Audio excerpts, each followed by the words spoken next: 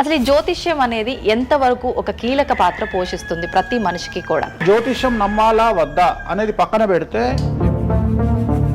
సర్వం సంకనాగిపోయినా ఎవరు పట్టించుకోడు. కానీ వినాయక చవితి ముందు రోజు మాత్రం నిద్రలేస్తారు వీళ్ళందరూ. కొన్ని లక్షల మంది రోజు మందు తాగి సిగరెట్ తాగి సస్తుంటే ఎవరికే ఉండదు. కానీ ఖచ్చితంగా దీవాళి ముందు రోజు మనం కాల్చే క్రాకర్స్కి మాత్రమే వీళ్ళు విజృంభిస్తుంది. బ్యూటీ పార్లర్కి పోయినప్పుడు ఈ మంగళసూత్రాన్ని తీసి అట్లా పక్కకు పెడతారు. ఈ జ్యోతిష్యం గురించి విమర్శించే వాళ్ళ సంఖ్య ఎందుకు ఎక్కువైంది అంటే, అసలు హిందూ మతానికి థ్రెట్ ఎవరితోనుంది? హిందువులతోనే ఉంది. శుభమా అంటూ పెళ్లి చేసుకుంటే విడిపోమని చెప్తున్నాడు వేణుస్వామి అంటే దాన్ని శుభమా అని చెప్పరు నాయన. శాస్త్రాలు కానీ దైవత్వం కానీ తగ్గేదే లేదు, ముందుకెళ్తానే ఉంది.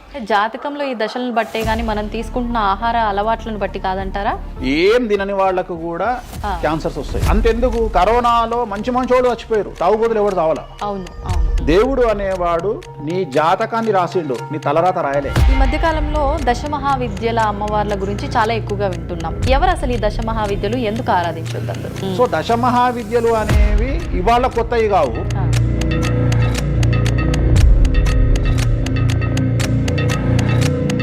అరుణాచలం ఎవరికి తెలిసి పాలటి వరకు? ఎందుకు అరుణాచలానికి పొలవమంటే వెళ్ళిపోతున్నారు అంటే చాగంటి కోటేశ్వరరావు గారు చెప్పడం వల్ల నీకు అరుణాచలం తెలిసింది. మరి అరుణాచలం విషయంలో ఇదే డిస్కషన్ ఎందుకు వస్తలేదు?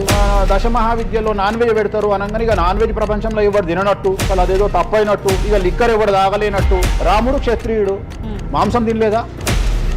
సురాపానం అంటున్నావు. దేవతలే సురాపానం తీసుకున్నారు, అది మద్యమే. మరి అది దానికి ఏంటమ్మా? అవన్నీ పుకార్లు అంటున్నారు. పుకార్లు అదే చెప్తున్నా నేను. సురాపానము నథింగ్ బట్ సారా, ఇప్పసారా. గూగుల్లో కానీ, చాట్ జీపీటీలో కానీ, జెమినీలో కానీ వామాచారం అంటే ఏందో ఓపెన్ చేయండి, దశమహావిద్యలు అంటే ఏందో ఓపెన్ చేయండి. మీకు మీరే తెలుసుకోండి.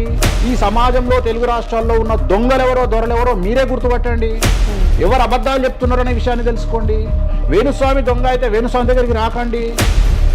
నన్ను 20 నిమిషాలు ఆడుకుందామనే ప్రయత్నం చేసిన నీకు ఇప్పుడు చిన్న ఫినిషింగ్ టచ్ ఇస్తాను. అసలు నువ్వు జనవరి 1కి ముందు నా దగ్గర ఇంటర్వ్యూకి ఎందుకు వచ్చావు? నేను దానికి ఆన్సర్ చెప్తా. కాదు అదే ప్రయత్నం వేణుస్వామి చేసిండు కామాఖ్య విషయం. అమ్మా ఇట్లొచ్చారా? నమస్కారం, వెల్కమ్ టు ఐ డ్రీమ్.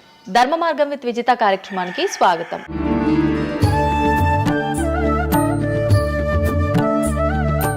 ప్రస్తుతం మనతో పాటు ఉన్నారు ప్రముఖ జ్యోతిష్యులు వేణుస్వామి గారు. ఇప్పుడు వారితో మాట్లాడి మరిన్ని విషయాలు తెలుసుకుందాం. ముఖ్యంగా మనకెన్నో సందేహాలు ఉంటూ ఉంటాయి, వాటి గురించి అడిగి తెలుసుకునే ప్రయత్నం చేద్దాం. నమస్కారం అండి. నమస్తే తల్లి. ఓం నమో వెంకటేశాయ. వెంకటాద్రి సంస్థానం బ్రహ్మాండే నాసికించిన వెంకటేశ సమోదేవో నా భూతో నా భవిష్యతి.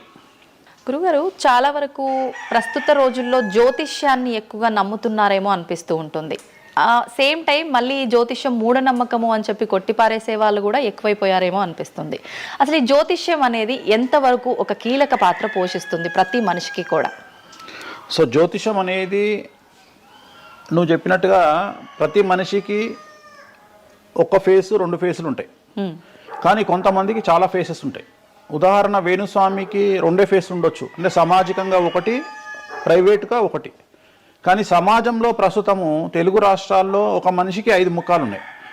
అంటే తెలుగు రాష్ట్రాలు ఎందుకు చెప్తున్నానంటే, భారతదేశాన్ని మొత్తం కంపేర్ చేసినప్పుడు భారతదేశానికి సంబంధించినటువంటి రాజకీయాలు వేరు, తెలుగు రాష్ట్రాల రాజకీయాలు వేరు. భారతదేశం సోషల్ మీడియా వేరు, తెలుగు రాష్ట్రాల సోషల్ మీడియా వేరు. భారతదేశం న్యూస్ ఛానల్స్ వేరు, తెలుగు రాష్ట్రాల న్యూస్ ఛానల్స్ వేరు. సో ప్రతిదీ తీసుకుంటే తెలుగు రాష్ట్రాలకు సంబంధించి చాలా ప్రత్యేకమైనటువంటి స్టైల్లో మనం ప్రజెంట్ వెళ్తా ఉన్నాము. ప్రత్యేకించి తెలుగు రాష్ట్రాలు ఇంతకుముందు ఒకటే రాష్ట్రానికి పరిమితం అయ్యి ఉండే, అది ఇప్పుడు హైదరాబాద్ కూడా అంటుకుంది. సో 2 రాష్ట్రాలు ఇంచుమించుగా సేమ్ స్టైల్లో వెళ్తున్నాయి. సో జ్యోతిష్యం నమ్మాలా వద్దా అనేది పక్కన పెడితే, ఎప్పుడే కానీ దేని గురించి ఎవరు మాట్లాడినా 2-3 విషయాల గురించి మాట్లాడతారు. ఒకటి ఐడెంటిటీ, ఒకటి బ్రాండు, ఒకటి ప్రత్యేకించి పిఆర్ స్ట్రాటజీ. ఇప్పుడు బ్రాండ్ అనేది వేణుస్వామి అంటే ఒక బ్రాండ్. వేణుస్వామి జ్యోతిషం గురించి మాట్లాడుతున్నాడు అంటే చాలామంది వెయిట్ చేస్తారు, జరిగిందా జరగలేదని విశ్లేషించుకుంటారు. అదొక పద్ధతి. వేణుస్వామిని విమర్శించే వాళ్ళు ఏం చేస్తారంటే వాళ్ళు ఐడెంటిటీ క్రైసిస్లో ఉంటారు. సో వాళ్ళు వేణుస్వామిని విమర్శించినా లేకపోతే ఒక పెద్ద వ్యక్తిని విమర్శించినా వాళ్లకు దానివల్ల ఐడెంటిటీ వస్తుంది. మామూలుగా వాళ్ళు విమర్శిస్తే ఎవడు పట్టించుకోడు, వేణుస్వామిని విమర్శిస్తే పట్టించుకుంటారు. అలా కాకుండా కొంతమంది ఇది ఏమంటారు హేతువాదులు అనొచ్చు, లేదంటే నాస్తికులు అనొచ్చు, ఇంకోటి అనొచ్చు. సో వీళ్ళందరూ ఏంటంటే ప్రత్యేకించి హిందూ మతానికి సంబంధించిన జ్యోతిష్యం గురించి మాట్లాడతారు, హిందూ మతానికి సంబంధించిన పండుగల వినాయకుని గురించి మాట్లాడతారు. మొత్తం ప్రపంచమంతా పొల్యూటెడ్ అయ్యి కలుషితమై సర్వం సంకనాగిపోయినా ఎవడు పట్టించుకోడు, కానీ వినాయక చవితి ముందు రోజు మాత్రం నిద్రలేస్తారు వీళ్ళందరూ. అట్లనే అసలు ఈ ప్లాస్టిక్ వల్ల అసలు నూనె ఎట్లా వస్తుంది, ఎందుకంటే 90 రూపాయలకు 1 కిలో నూనె ఎట్లా తింటున్నాం మనము అని ఆలోచించాడు ఎవరు లేడు. కొన్ని లక్షల మంది రోజు మందు తాగి సిగరెట్ తాగి వస్తుంటే ఎవరికే ఉండదు, కానీ ఖచ్చితంగా దీవాళి ముందు రోజు మనం కాల్చే క్రాకర్స్కి మాత్రమే వీళ్ళు విజృంభిస్తాడు. సో ఇవన్నీ కూడా ఐడెంటిటీ క్రైసిస్ అవ్వచ్చు, లేదా పని కట్టుకుని విమర్శించాలి అవ్వచ్చు. మనం ఏం నమ్ముతాము అంటే లెక్కలు నమ్ముతాం. 2002కు పూర్వము 2002 తర్వాత తీసుకుంటే జ్యోతిష్యాన్ని నమ్మేవారి సంఖ్య, హిందూ మతాన్ని నమ్మేవారి సంఖ్య 9% పెరిగింది. సో ఇది వేణుస్వామి సొంత కవిత్వం కాదు, గూగుల్ చేస్తే గూగుల్లో మీకు కనిపిస్తుంది పర్సెంటేజ్ ఎంత పెరిగింది అనేది. సో ఎప్పుడే కానీ గుర్తుంచుకోవాల్సింది ఏంటి అంటే మనము సైంటిఫిక్గా సైన్స్ పరంగా మనం ఎంత ముందుకెళ్తామో మన జెన్జీ జనరేషన్ ఆల్ఫా జనరేషన్లు ఎంత ఫాస్ట్గా వస్తాయో ఎట్ ది సేమ్ టైము దేవుళ్ళ మీద నమ్మకాలు కూడా అదే పరిస్థితులలో ఉంటాయి. కాకపోతే ఇక్కడ ఏంటి అంటే ఒకటి ఎక్స్ప్రెసివ్ అవ్వచ్చు, ఎక్స్ప్రెసివ్ కాకపోవచ్చు. ఎందుకు పెరిగాయి అంటారు ఈ పర్సంటేజ్ మీరు అన్నట్లుగా? అంటే ఖచ్చితంగా కష్టాల ప్రాబ్లం. అంటే ఇక్కడ కష్టాల కంటే కూడా కాంపిటీషన్ అని చెప్తాను నేను. సో ఇప్పుడు ఏమైపోయింది అంటే విపరీతమైనటువంటి కాంపిటీషన్లోకి నెట్టబడ్డాం మనం అందరము కూడా. అంటే ఏమైపోయింది అంటే ఒక 1990కి పూర్వము మనం సంపాదించుకునే సొమ్మంతా కూడా దాచిపెట్టుకొని ఆ డబ్బును దాచుకొని మన కుటుంబాలు తింటాయి, మన పిల్లలు తింటాయి అనే ఆలోచన ఉండేది. 2000 సంవత్సరం తర్వాత ఏమైపోయింది అంటే మనం సంపాదించుకున్నది మనమే ఎంజాయ్ చేయాలి, ఒక కారు కొనుక్కోవాలి, సో లగ్జరీ లైఫ్ లీడ్ చేయాలి, 10 మందికి చూపించుకోవాలి. అంటే స్వతహాగా అనుభవించడం కంటే కూడా 10 మందికి చూపించుకోవాలి అనేటువంటి ఒక పనికిమాలిన భావన జనాల్లో చాలా వచ్చింది. ఇది ఎంతవరకు కరెక్ట్ అంటే తప్పు చెప్తున్నా. ఇప్పుడు ఉదాహరణ ఇన్ఫ్లుయెన్సర్స్ చూస్తుంటే అసలు యాక్చువల్గా వినాయక చవితి అనేది చవితి రోజు చేసుకోవాలి, కానీ వీళ్ళు ఏం చేస్తున్నారు వినాయక చవితికి 2 రోజుల ముందరనే వినాయక చవితి చేసుకొని దాన్ని మొత్తం ఎడిట్ చేసి అంతా చేసి వినాయక చవితి నాడు పోస్ట్ చేస్తారు. సో దీనివల్ల వాళ్ళ ఖచ్చితంగా ఎఫెక్ట్ అవుతుంది. ఎందుకు ఎఫెక్ట్ అవుతుంది అంటే ఇప్పుడు మాంగళ్యం ఉంది, ఉదాహరణ మెడలో మంగళసూత్రం అనేది ధరిస్తారు అమ్మాయిలు. వీళ్ళు ఏం చేస్తున్నారు ఈ మధ్యన అంటే కొంతమంది అమ్మాయిలు వెస్ట్రన్ కల్చర్కు బానిసలైన అమ్మాయిలు ఏం చేస్తారంటే దాన్ని ఏమంటారు బ్యూటీ పార్లర్కి పోయినప్పుడు ఈ మంగళసూత్రాన్ని తీసి అట్లా పక్కకు పెడతారు. సో మళ్ళీ ఎప్పుడైతే నువ్వు ఆ మంగళసూత్రాన్ని వేసుకుంటున్నావో ఆ సమయం కనుక మంచిది కాకపోతే ఎఫెక్ట్ అవుతుంది ఫ్యామిలీ. సో అందుకని నువ్వు చేసేటువంటి వినాయక చవితి పూజ కరెక్ట్ సమయంలో చేయకపోతే అది నెగిటివ్ అయ్యేటువంటి అవకాశం ఉంది. సో ఇట్లా ఇన్ఫ్లుయెన్సర్స్ ఉదాహరణ ఇప్పుడు జనరల్గా బేసిక్గా మనము ఒక యూరోప్ కంట్రీకి పోతున్నాము, ఒక దుబాయ్కి పోతున్నాము అంటే మనం అక్కడికి పోయినాక షాపింగ్ చేస్తాం. కానీ ఇప్పుడు ఉన్నటువంటి జనరేషన్లో వీళ్ళందరూ ఏంది ఇక్కడ షాపింగ్ చేసి మళ్ళీ అక్కడ షాపింగ్ చేస్తారు. అంటే చాలా విచిత్రం అయిపోయింది. అంటే ఖచ్చితంగా సంవత్సరానికి ఒక 10 డొమెస్టిక్ టూర్లు, ఖచ్చితంగా సంవత్సరానికి ఒక 5 ఇంటర్నేషనల్ టూర్స్. ఇవన్నీ దేనికోసము అంటే సమాజానికి మా దగ్గర డబ్బులు ఉన్నాయి అని చూపించుకోవడం కోసము, సో ఆర్భాటాల కోసము. సో నేను జనరల్గా ఏం చెప్తా అంటే first build your own brand. First brand build చేసుకున్నాక తర్వాత నువ్వు బ్రాండ్కి అలవాటుగా. ఇప్పుడు ఒక అనామకుడు ఒక మామూలు మనిషి రేంజ్ రోవర్ కార్ వేసుకొని వస్తే జనాలందరూ రేంజ్ రోవర్ కార్ను చూస్తారు. అదే ఒక సూపర్ స్టార్ ఒక ప్రభాస్ ఒక మహేష్ బాబు వస్తే మహేష్ బాబుని చూస్తారు, ప్రభాస్ని చూస్తారు, కానీ కార్ను చూడరు. సో నేనేమంటే ఫస్ట్ నువ్వు దాన్ని తయారు చేసుకో. ఇప్పుడు ఉదాహరణ ఒక బాలీవుడ్ హీరోయిన్ ఉంది, ఆ బాలీవుడ్ హీరోయిన్ ఒక ఎల్వి హ్యాండ్ బ్యాగ్ వేసుకుంది, సపోజ్ అది ఫేకే అనుకుందాం, బట్ జనాలు అందరూ అది ఒరిజినల్ అనుకుంటారు. అదే ఒక మామూలు అమ్మాయి నిజంగానే ఎల్వి బ్రాండ్ వేసుకుంది, కానీ అది ఫేక్ అనుకుంటారు. సో అందుకని ఫస్ట్ నీ బ్రాండ్ నువ్వు నిలబెట్టుకున్న తర్వాత అప్పుడు నువ్వు బ్రాండ్స్ జోలికి వెళ్ళు.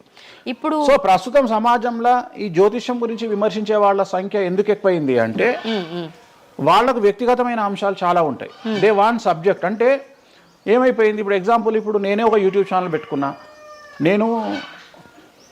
నన్ను నేను ఓన్గా జర్నలిస్ట్గా నన్ను నేను గుర్తించుకున్నా, నాకు సబ్జెక్ట్ కావాలి అంటే అట్లీస్ట్ నేను ప్రతిరోజు కనీసం ఒక 10 నుండి 15 వీడియోలు చేయాలి అంటే నాకు ఆ మనిషితో పని లేదు, ఆ వ్యవస్థతో పని లేదు, ఆ సబ్జెక్టుతో పని లేదు.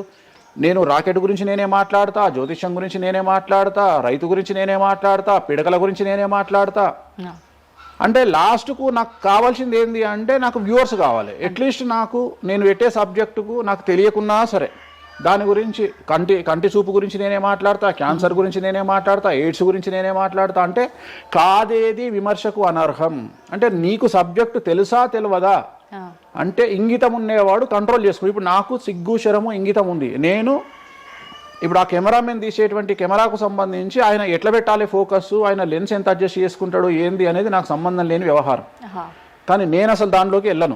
కానీ అదే విశ్లేషకుల పేరుతో ఉండేటువంటి యూట్యూబ్ ఛానల్స్ అవ్వచ్చు, ఇంకొకళ్ళు అవ్వచ్చు, వాళ్ళు ఏం చేస్తారు, దాన్ని కూడా వాళ్ళే జస్టిఫికేషన్ చేస్తారు. అంటే దాన్ని కూడా నువ్వు కెమెరా ఎట్లా పెట్టాలనో కెమెరామెన్కి వీళ్ళు నేర్పిస్తారు, వీళ్ళే డిస్కషన్. ఎందుకు అంటే వాళ్ళకి ఏదో ఒక 10,000 వ్యూవర్షిప్ పోతే ఇట్లా ఓవరాల్గా తీసుకుంటే నెలకి ఇంత వెళ్తుంది పైసలు. సో దీని మీద బ్రతికే వాళ్ళు, సో వాళ్ళు ఏం చేస్తారు, వాళ్ళు విమర్శలు చేస్తారు. సో అట్లనే హేతువాదుల ముసుగులో ఉండేవాళ్ళు విమర్శలు చేస్తారు.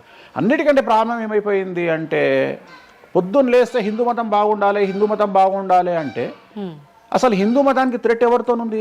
హిందువులతోనే ఉంది, ముస్లిమ్స్తో లేదు, క్రిస్టియన్స్తో లేదు. ఎందుకంటే వేరే వాళ్ళు మన జోలికి రావట్లా. ఎంతసేపు కప్పల భాగవతం లాగా మన జీవితంలో ఎలుకల భాగవతం లాగా ఒక ఎలుక ఇంకో ఎలుకని కిందికి గుంజుతుంది, ఒక కప్ప ఇంకో కప్పని కిందికి లాగుతుంది. అట్లనే హిందువులలో వేణుస్వామి ఆస్ట్రాలజికల్ ప్రిడిక్షన్స్ లో మంచిగా ఉన్నాడు. అంటే వేణుస్వామి చెప్పింది ఏదైనా జరిగినప్పుడు వేయడానికి ఎవరికి మనసు రాదు, కానీ వేణుస్వామిని విమర్శించడానికి పొలవమంటే అందరూ వచ్చేస్తారు. అంటే మరి నేను హిందువునే కదా, నన్ను కిందికి లాగేవాడు హిందువే కదా, మరి ఇక్కడ హిందూ మతం ఏమవుతుంది?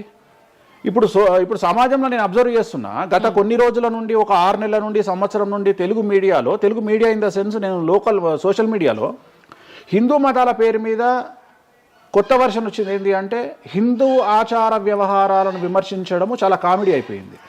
ఒక ఆయన ఈ మధ్యన ఇంటర్వ్యూ చూసిన నేను, అసలు దుర్గమాల లేదంటాడు ఆయన. నేను షాక్ అయినా. నేను ఇనుంటావు నువ్వు కూడా. నాకు ఆశ్చర్యం అనిపించింది. దుర్గమాల లేదు అంటే అమ్మవారి మాల, జనరల్ గా భవానీ మాల కరెక్ట్ వర్డ్. భవానీ మాల లేనే లేదు, అసలు చరిత్రలో లేదు అంటాడు. అంటే సమాజము ఏదో విధంగా భక్తి మార్గం వైపు వెళ్తుంది అంటే నువ్వు సంతోషంగా ఫీల్ అవ్వాలి. కానీ దాన్ని కూడా విమర్శించేవాడు. ఎందుకంటారు ఇలా అంటే వీళ్ళందరూ పండితులు కాదు, వీళ్ళందరూ standing comedians or sitting comedians. ఒక ఆయన కూర్చొని మాటలు చెప్తాడు, వాళ్ళు నవ్వడం స్టార్ట్ కాగానే ఈయన మర్చిపోతాడు. ఇక ఈయనను మర్చిపోయి, అంటే ఆడవాళ్ళు నవ్వుతుంటారు, మగవాళ్ళు నవ్వుతుంటే ఈయన ఆనందానికి పరవశుడు అయ్యి ఇంకా వాళ్ళు నవ్వుతున్నారు కదా అని రెచ్చిపోయి, ఇంకా గ్రహాలు లేవు, దేవుడు లేడు, ఏది ఒక బ్రాహ్మణుడు అయ్యుండి, ఒక పండితుడు అయ్యుండి టోటల్ మన సబ్జెక్టుకు వ్యతిరేకంగా మాట్లాడుతూ ఉంటాడు. అట్లనే ఆయన ఎవరో భవానీమాల లేదు అంటాడు. నీకు వచ్చిన నష్టమేముంది? నువ్వు మొగోడివి అయితే భవానీమాల కాదు, ఎవరైతే కోయంబత్తూరులో ఈషా ఫౌండేషన్లో లింగభైరవ అమ్మవారు లేదని చెప్పు, అది నీ గొప్పతనం. నిజంగా లింగభైరవ అమ్మవారు లేనప్పుడు లేదని చెప్పు. ఆమె క్రియేటెడ్ గాడు, చెప్పొచ్చు కదా లేదు అని. ఎందుకంటే అక్కడ భయం ఏంటంటే ఎవరు తంతడు అని. వీళ్ళ భయం అంటే ఏంటంటే ఎక్కడైతే ఎవడు వీళ్ళకి అడ్డు రాడో అక్కడికి వస్తారు. వీళ్ళకి ఒరిజినల్ సబ్జెక్ట్ మాట్లాడే దమ్ము లేదు. సో ఇదంతా ఎంత చేసినా నేను అల్టిమేట్గా చెప్పేది ఏంటంటే, జ్యోతిష్యానికి వ్యక్తిగతంగా నా దగ్గరకు వచ్చేవాళ్ళు నాకు జనాలకు చెప్పారుగా. ఇప్పుడు నేను ఒక మాట చెప్తా, ఇప్పుడు సీక్రెట్ మెయింటైన్ చేయాలనుకుంటారు ప్రతి ఒక్కడు, ప్రైవసీ మెయింటైన్ చేయాలనుకుంటారు. మామూలుగా హాస్పిటల్కి పోతేనే ఇవాళ ప్రైవసీ మెయింటైన్ చేయాలనుకుంటున్నారు. అది అట్లీస్ట్ తలకాయనొప్పికి పోయినా వాళ్ళు దే వాంట్ ప్రైవసీ. అంటే కారు డైరెక్ట్గా B1కి వెళ్ళిపోతుంది, పైకి వెళ్ళిపోతారు, డాక్టర్ని కలుస్తారు, వస్తారు.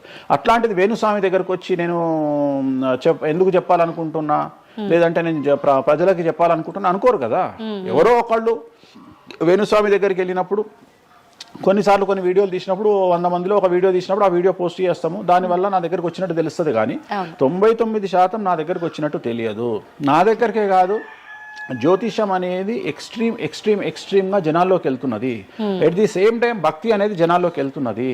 దాన్ని భయం అంటమా భక్తి అంటమా పక్కన పెడితే, ఈరోజు జనాలు ముక్కోటి కానీ ఇతరత్ర పండుగలు కానీ జనవరి 1 కానీ జనాలు విపరీతంగా దేవాలయాల్లో ఉంటున్నారు. అంటే జనాలకు దేవుడి మీద కానీ శాస్త్రాల మీద కానీ వచ్చినటువంటి నమ్మకము, ఈ నమ్మకాన్ని ఎవరో ఒకళ్ళు వచ్చి టీవీలో కూర్చొని చెప్పినంత మాత్రాన పోదు.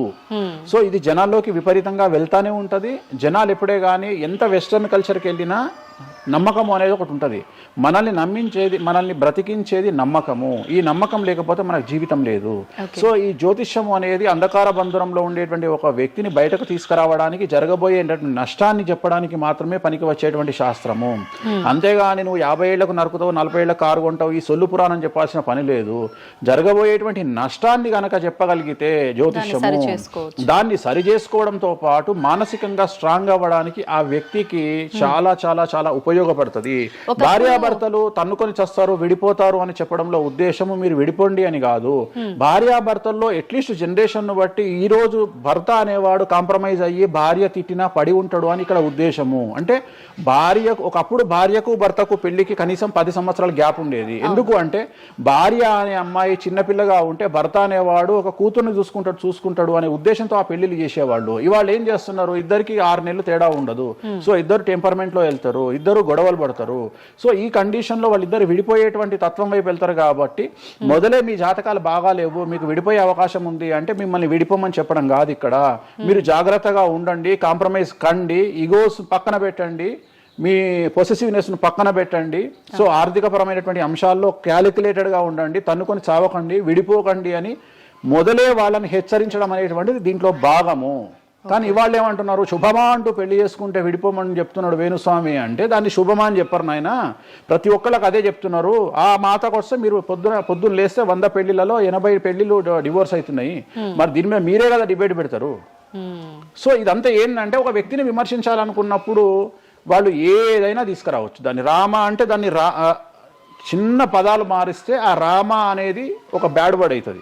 సో దాన్ని ఎట్లంటే అట్లా చేసుకొని పోవచ్చు. కానీ ప్రస్తుతం దేశ కాలమాన పరిస్థితులలో జ్యోతిష్యం కానీ శాస్త్రాలు కానీ దైవత్వం కానీ తగ్గేదే లేదు, ముందుకెళ్తానే ఉంది. ఇప్పుడు ఒక మనిషి జననం దగ్గర నుంచి చనిపోయే వరకు జాతకం అనేది కొన్ని సందర్భాల్లో మాత్రమే చూడాలి అని చెప్పి ఒకప్పటి కాలంలో చెప్పేవారట. కానీ ఇప్పుడు మాత్రం పుట్టిన దగ్గర నుంచి ఎప్పుడు ఏ చిన్న సమస్య వచ్చినా జాతకం చూపించుకోవడము, అసలు ఇది మన సాంప్రదాయంలో లేనే లేదు అంటున్నారు. ఇది ఎంతవరకు వాస్తవం? నేను లాస్ట్ ఇయర్ ఒక హీరోకు ఒక బిడ్డ పుడితే నేను చెప్పినప్పుడు చాలా మంది మేధావులు వచ్చి నన్ను విమర్శించారు. చిన్న పాపకు జాతకం చెప్తారా ఎవడన్నా అని. నీకు తెలిసే ఉంటే కృష్ణదేవరాయల ఆస్థానం కానీ ఇతర రాజులు పెద్ద రాజుల ఆస్థానంలో కానీ ఆస్థాన సిద్ధాంతి అని ఉండేవాడు.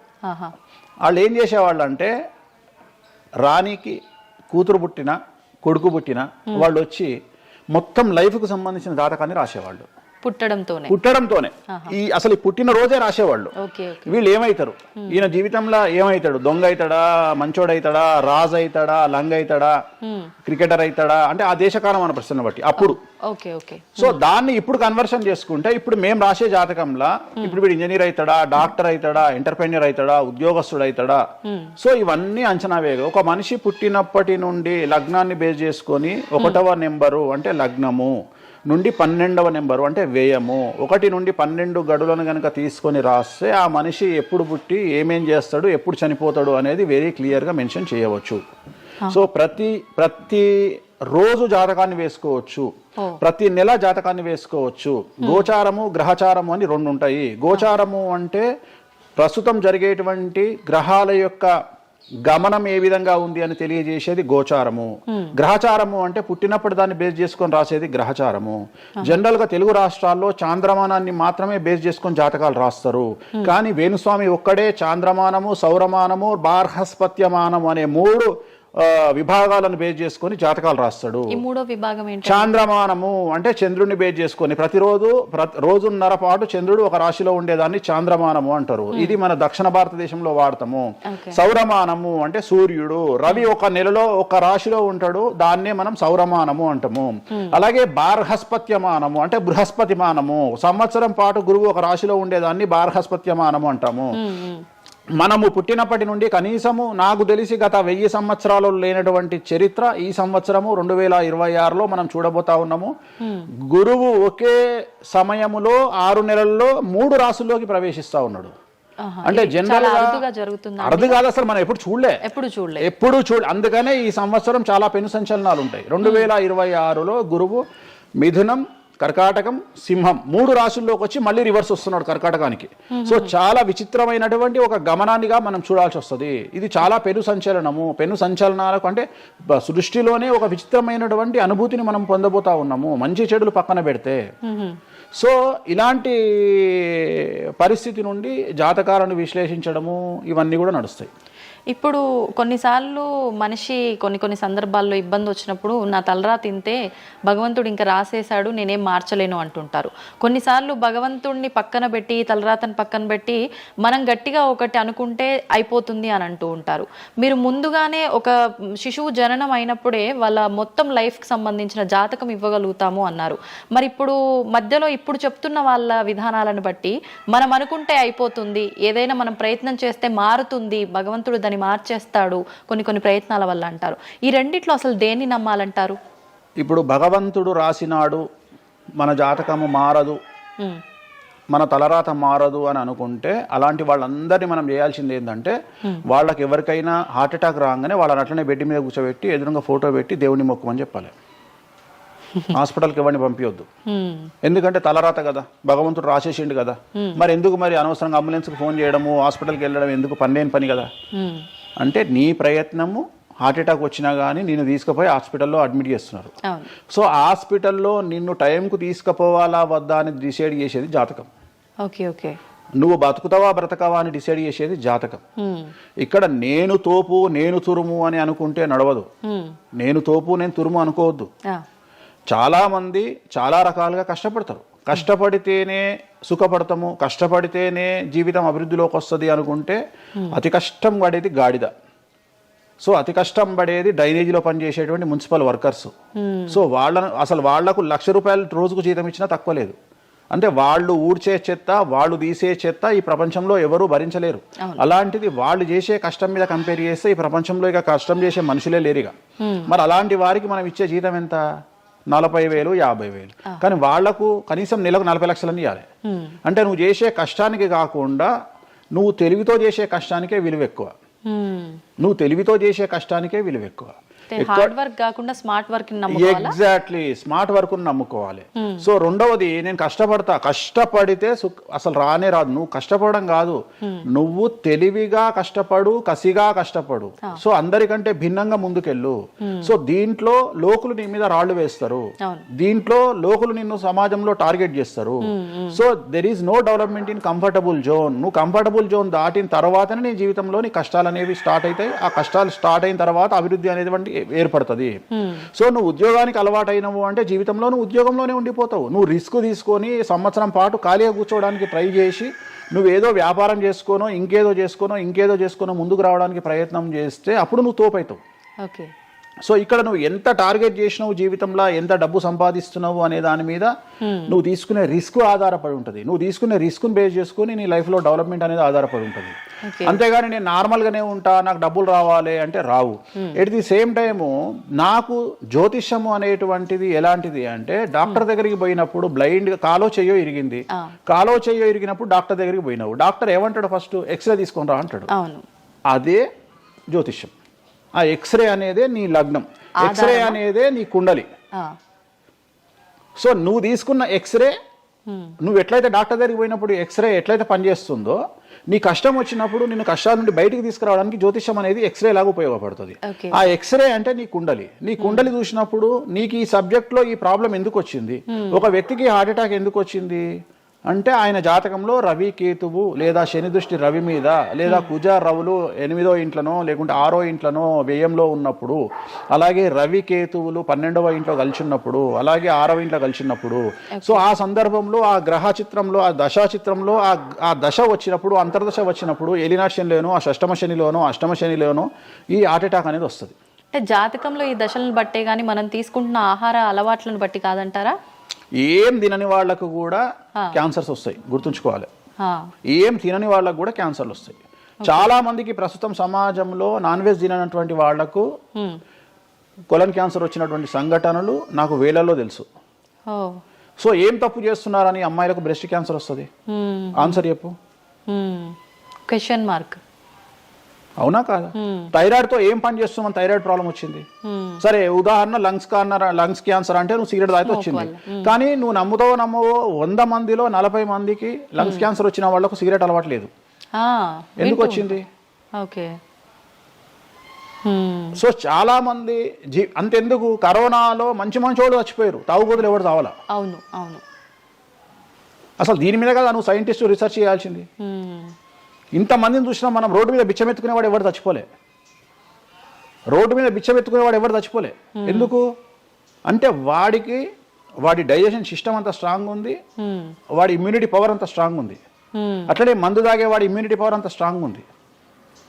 తాగుబోతులు ఎవరు చచ్చిపోలే కరోనాలో.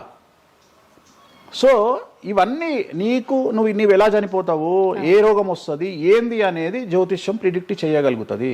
జ్యోతిష్యం అనేది నీ లైఫ్ను డిసైడ్ చేసింది కాదు, నీ లైఫ్ను ఎలా మార్చుకోవాలి అనేది జ్యోతిష్యం డిసైడ్ చేస్తుంది. దేవుడు అనేవాడు నీ జాతకాన్ని రాసిండు, నీ తలరాత రాయలే. ఇక్కడ గుర్తుంచుకోవాల్సింది ఏంటంటే నువ్వు ఏ సమయంలో పుట్టాలి అనేది డిసైడ్ చేసింది ఎవరు? దేవుడు. సో నువ్వు పుట్టినప్పుడు 9 గ్రహాల కాంబినేషన్స్ ఎక్కడున్నాయి? లగ్నంలో ఎవరున్నారు, ద్వితీయంలో ఎవరున్నారు, తృతీయంలో ఎవరున్నారు, చతుర్థంలో ఎవరున్నారు, పంచమంలో ఎవరున్నారు, షష్టమంలో ఎవరున్నారు, వ్యయంలో ఎవరున్నారు. అంటే నీకు ఏ రోగాలు రావాలి, నీకు దోస్తులు ఎట్లాంటి వాళ్ళు ఉన్నారు, నీ కుటుంబంలో నీకు బంధువులతో గొడవలు అయితేయా కావా, నువ్వు డబ్బు ఎంత సంపాదిస్తావు, ఉద్యోగం వల్ల సంపాదిస్తావా, వ్యాపారం వల్ల సంపాదిస్తావా, లేకపోతే బెట్టింగ్లకు పోయి నాశనం చేసుకుంటావా, లేకపోతే వ్యసనపరుడు పోయి నాశనం చేసుకుంటావా, సో అమ్మాయిలకు బానిస అవుతావా, అంటే ఇట్లాంటివన్నింటిని అనలైజ్ చేయగలిగినటువంటి శక్తి జ్యోతిష్యానికి ఉంది. జ్యోతిష్యము అనేది వేరు కాదు. నువ్వు ఏదైతే దేవుడు జాతకం రాసిండు, ఏదైతే తలరాత రాసిండు అంటుండో గదే గిది. అంటే పుట్టిన టైముని, ప్లేస్ని అన్నిటిని బట్టే ఈ ప్రిడిక్షన్. ఒక మనిషి పుట్టిన సమయాన్ని బేస్ చేసుకొని ఇప్పుడు నువ్వు మాట్లాడుతున్న దేవుడు రాసిన తలరాతనే జాతకం. తలరాత వేరు, జాతకం వేరు కాదు. నీ తలరాత అనేది ఈ లగ్నంలో ఉంది, ఈ కుండలిలో ఉంది. దీన్ని బేస్ చేసుకొని, దీన్ని చేతిలో పట్టుకొని నువ్వు ముందుకెళ్తే నీకు ఏ ప్రాబ్లం ఉండదు. ఒక్కసారి జ్యోతిష్కుని సంప్రదిస్తే కాదు, నువ్వు ప్రతి సంవత్సరము లేదా 2.5 సంవత్సరాలకు ఒకసారి శని మారినప్పుడల్లా నీ జాతకం మారుతుంటది.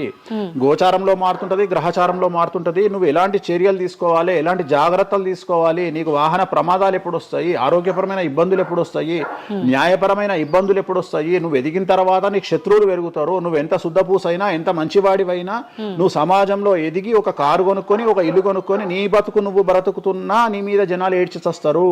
నీకు శత్రువులు అనేవాళ్ళు ఏర్పడతారు. నువ్వు మంచి చేసినా శత్రువులు వస్తారు, చెడు చేసినా శత్రువులు వస్తారు.